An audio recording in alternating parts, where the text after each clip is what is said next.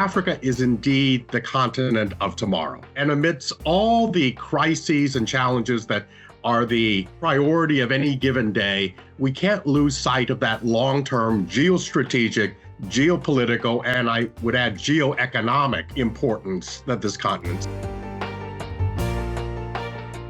A warm welcome to Geopolcast, the podcast from WTW exploring geopolitics and its impact. My name is Elisabeth Braw. I'm a senior fellow at the Atlantic Council, where I focus on the intersection between geopolitics and the globalized economy, and also hybrid and gray zone aggression. And I'm the author of Goodbye Globalization and the upcoming The Undersea War. In each episode, I'm joined by experts who can help us better understand geopolitically related issues of the day. In recent episodes, we have discussed attacks on global shipping, risks facing the oil and gas sector, and threats to undersea infrastructure, among many other things. And today, I'm delighted to be joined by Peter Pham, one of Washington's leading international affairs practitioners, and arguably its leading Africa hand. During the first Trump administration, Ambassador Pham served as envoy to the African Great Lakes region and envoy to the Sahel region. And Dr. Pham is also the first Vietnamese American to reach the rank of ambassador. Isn't that right, Ambassador? Yes, thank you very much for having me, Elisabeth. And yes, one small milestone, but really, a lot of building on the shoulders of other people. Well, a very significant one. And one that is very much deserved because, Ambassador, you have an incredible career looking at international affairs, specifically in Africa. And today, Africa is a geopolitical center stage, or is at the geopolitical center stage, which is evidenced not least by President Biden choosing Africa as for his last presidential trip abroad, a very significant choice, I think. And this matters because Russia is incredibly active in Africa, which no doubt influenced President Biden's decision to go there. China is also enormously active in Africa. And in each case, it's not just the government of these countries, but private companies linked to these governments as well. And those companies include the Wagner Group, what was previously known as the Wagner Group that has now been rebranded. And Western governments are trying to figure out what to do because they realize that the West needs to be present and active in Africa, but it's not going to be in the way of the past where it was a somewhat uneven relationship. They realize they need to build up new relationships if the West is going to have a productive engagement with African countries, both north and south of the Sahara. And the problem is they can't figure out how to position themselves or how to compete with Russia and China. So with that, Ambassador, it feels like a crisis is erupting in every corner of the world. And on the African continent, what we are seeing are civil wars, mass migration across the Mediterranean caused by man-made action. Or I should say, we aren't seeing that mass migration yet, but it could very well happen. Now, where should the incoming Trump administration and all of us be looking to see what areas need attention in the first instance? Well, thank you again for having me, Elisabeth. If we can take just a step back, if you were kind enough to mention my career, the arc of my career, in a way, has come full circle. At the very bit, when I was just beginning, when I was just a youngster, dipping my toes in these waters, so to speak, I had a very rude awakening. I was just beginning my career when in 1995, the Clinton administration at the time published U.S. Defense Department document called the Strategy for Sub-Saharan Africa of the United States, which declared at that time that, and I'll quote, it said, there is very little strategic interest for the United States in Africa. Not a very auspicious start for someone like myself who wanted to make a career focusing on international strategic affairs, but with a particular emphasis on Africa. I was just told that I boarded a sinking ship. We've gone from that to, as you said, President Biden's trip to Africa as his last trip abroad, and the recognition, and in a way, it's validate the intuition I've had, which has matured over the years, which is Africa is indeed the continent of tomorrow. And amidst all the crises and challenges that are the priority of any given day, we can't lose sight of that long-term geostrategic, geopolitical, and I would add geoeconomic importance that this continent. Let me just throw a few data points out there. By 2050, which is not that long, most of us hope to still be around. By 2050, 1 in 4 working age persons on the planet is going to be in Africa. 1 in 4. That's a tremendous boon for economic growth. It's also a tremendous challenge if those 1 in 4 are not gainfully employed or have a horizon of hope for economic well-being. Strategic minerals. We're increasingly recognizing that Africa, which holds at least a third of the Earth's mineral resources, is absolutely critical to not just current technologies, but future ones that we've yet to discover. Just to cite one country that I worked very much on during the first Trump administration, the Democratic Republic of Congo, it holds roughly half of the world's total reserves of cobalt and is responsible for the production of more than 2/3 of the cobalt supply in the world. Last year, that same country edged off Bolivia to become the second largest producer of copper in the world. And by the end of the decade, we'll be the number 1 because of declining production in Chile. So, and if we want to talk about electrification, forget about green energy, although as important. If you want to talk about electrifying things in general or renewing the grid, you can't do that without copper. We haven't discovered a substitute for copper yet.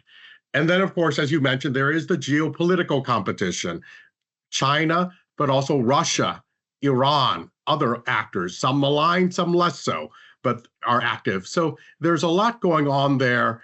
And at the same time, some of the old colonial powers that had held sway over Africa, even after the independence period, have increasingly lost their toeholds on the continent. Just in recent weeks, France has been invited to wrap up its activities in yet 2 more West African countries. So there's a lot of change going on, and it's incumbent upon not only the incoming Trump administration, but U.S. policymakers in the years beyond that to focus a great deal more attention and, as necessary, resources on Africa.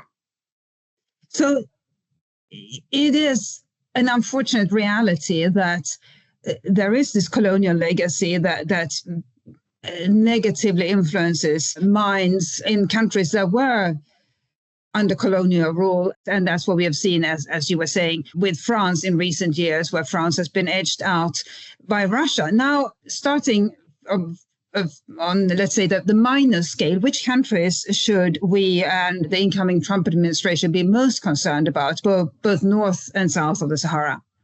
Well, I think there are 2 lists I would draw, if you will. There are the countries that we need to engage with as we build the future relations with Africa and look at our own national interests. If we're interested in rebuilding the industrial base in America, we're going to need inputs into that industrial base. God has blessed America with an abundance of resources, but not every resource can be found here. Cobalt, for example, just to stick with the one example I've been using, if we somehow manage to permit and mine every last ounce of cobalt we have in the United States at current demand, that would last us less than 7 years. So the reality is we're going to have to import it. And where's the source? So in our own interest, there's the list of those countries, but there's also a list of countries that regrettably are in crisis today, and those crises have to be dealt with. So in the first list of countries that to be engaged, relations cultivate, certainly Angola, where President Biden has visited, the neighboring Democratic Republic of Congo, which is a mineral treasure trove for all humanity, as well as, interestingly, also one of the major lungs, if you will, of the planet with the carbon sequestration in its forests. But our key countries, certainly Ethiopia is a country powerhouse in the Horn of Africa, Kenya, Nigeria, Africa's most populous country. So there are a number that we need to engage with looking forward. But in the current crises, one cannot forget Sudan, which the last few years has slipped into an atrocious civil war, which has generated more displaced persons than any other crisis currently on the planet. Close to 12 million people have been displaced. Of the remaining people in the country, more than half are on the verge of the largest famine that we've seen since the Ethiopian famine of the 1980s. But the opening, as you mentioned, Russia has come in first with the Wagner Group and now the rebranded Africa Corps, plus assorted other initiatives, influence operations. But there, I think, a more pragmatic policy in dealing with these countries could also, I think, yield some fruits. There's some real targets of opportunity and low-hanging fruit there. So the Sahel certainly countries, and then, of course, looking to North Africa on the Mediterranean littoral, Morocco is a major non-NATO ally, a bulwark of stability, but Libya still remains in crisis and needs engagement. So there's a lot going on the continent, and certainly more than enough to keep one administration busy and on to its successor. There is, and it concerns not just those interested in foreign policy and those interested in the African continent, but a lot of Western companies as well, because what they are seeing on the ground is this increasing turbulence in some countries and Russia coming in. So what does that mean for Western companies operating in African countries where, let's say, the Wagner Group, or the now called the Africa Corps, arrives to prop up the regime, but brings with it the expectation of preferential commercial opportunities?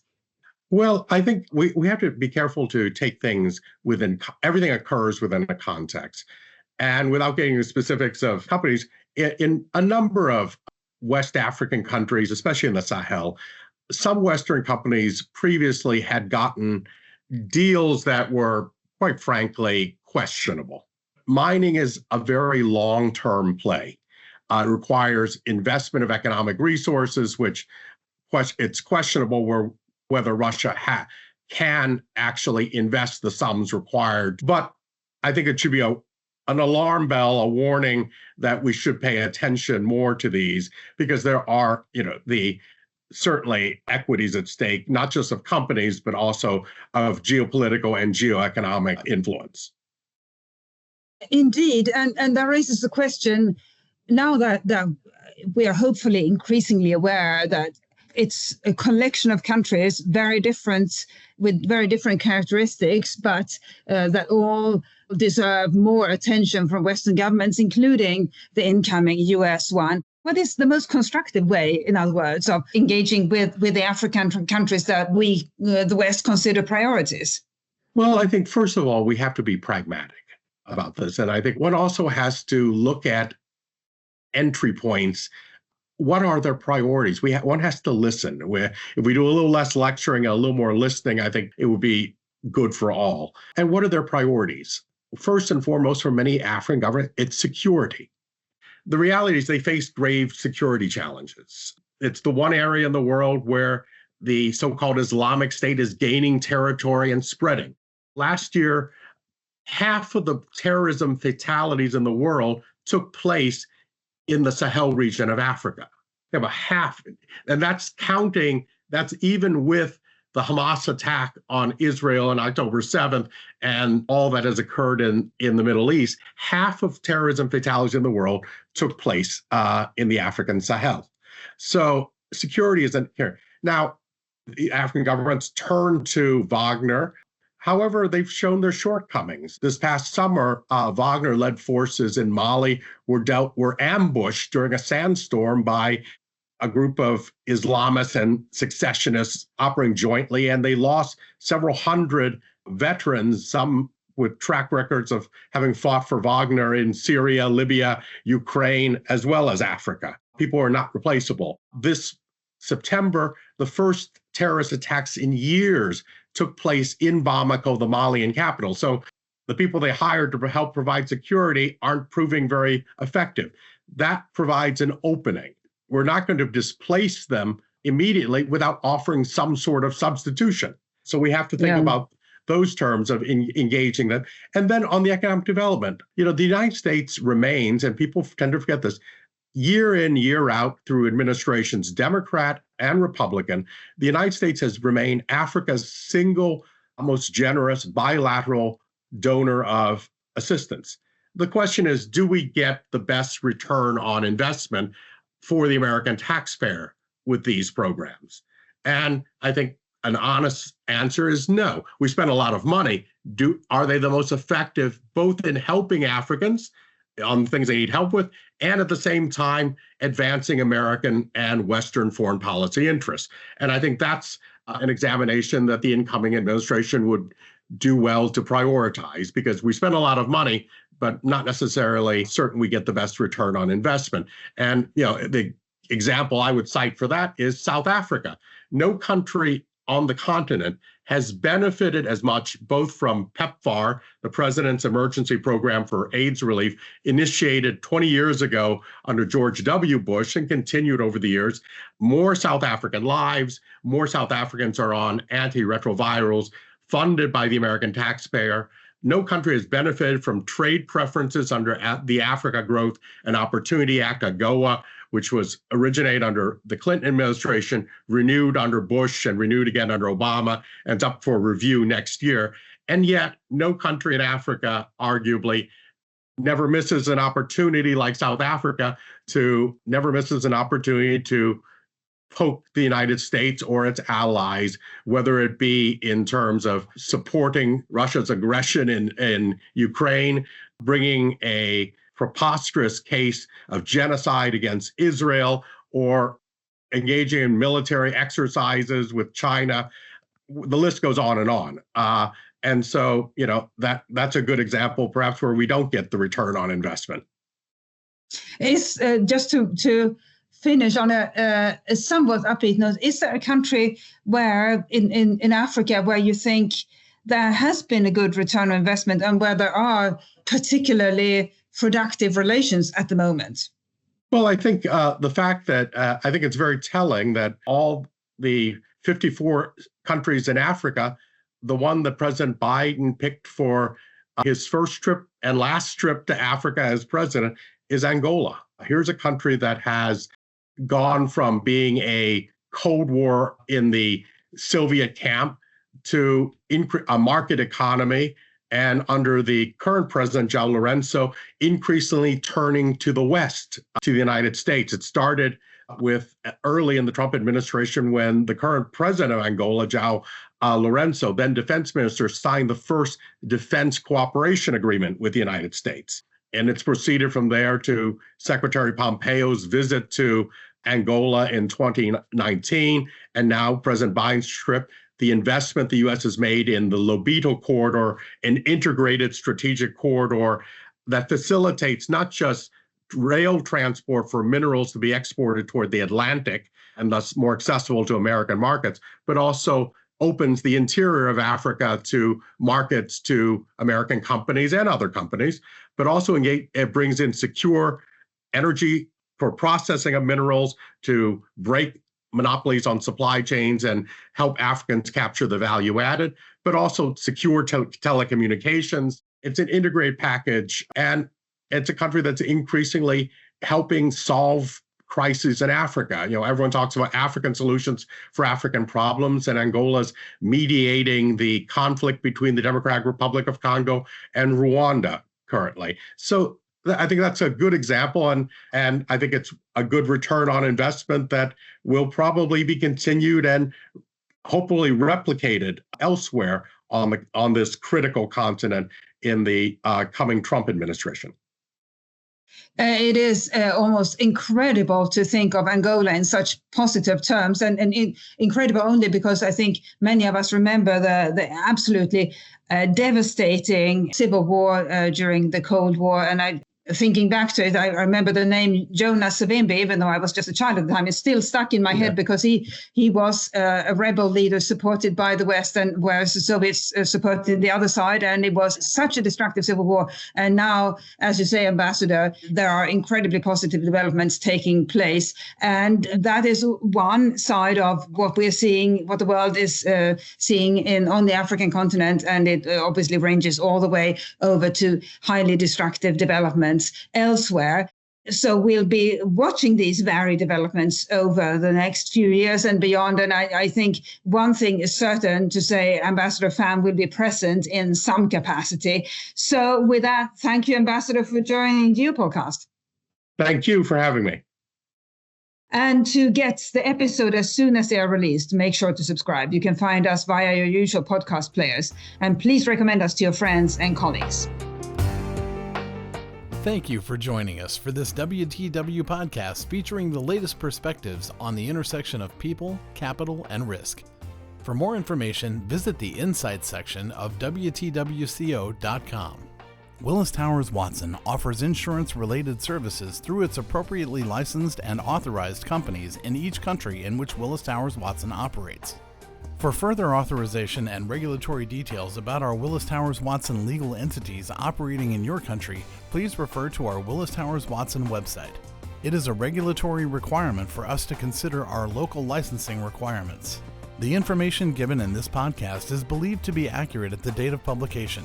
This information may have subsequently changed or have been superseded and should not be relied upon to be accurate or suitable after this date. This podcast offers a general overview of its subject matter. It does not necessarily address every aspect of its subject or every product available in the market, and we disclaimer all liability to the fullest extent permitted by law. It is not intended to be and should not be used to replace specific advice relating to individual situations, and we do not offer, and this should not be seen as, legal, accounting, or tax advice. If you intend to take any action or make any decision on the basis of the content of this podcast, you should first seek specific advice from an appropriate professional. Some of the information in this podcast may be compiled from third-party sources we consider to be reliable. However, we do not guarantee and are not responsible for the accuracy of such. The views expressed are not necessarily those of Willis Towers Watson. Copyright Willis Towers Watson 2023. All rights reserved.